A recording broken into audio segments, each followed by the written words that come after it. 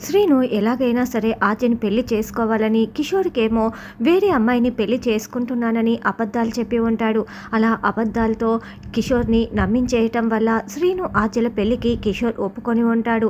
దాంతో ఇంట్లో పెళ్లి పనులు మొదలు అయిపోతాయి. అందరూ కూడా భూదేవి పూజ కోసం అన్ని ఏర్పాట్లు రెడీ చేసి ఉంటారు.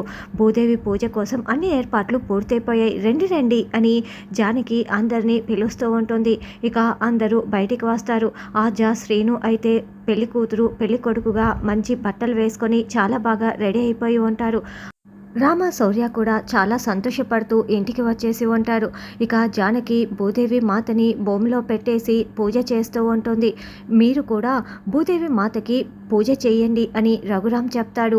కష్టంలోనూ సుఖంలోనూ ఎప్పటికీ మిమ్మల్ని సుమంగలిగా చూసుకుంటామని చెప్పి మీ భార్యల నుదుటిపై కుంకుమ బొట్టు పెట్టండి అని రఘురాం చెప్పటంతో శౌర్య, రామలక్ష్మికి శ్రీను, ఆద్య నుదుటిపై కుంకుమ బొట్టు పెడతారు. అలా బొట్టు పెట్టించుకుంటూ రామలక్ష్మి, ఆద్య చాలా చాలా సంతోషపడుతూ ఉంటారు.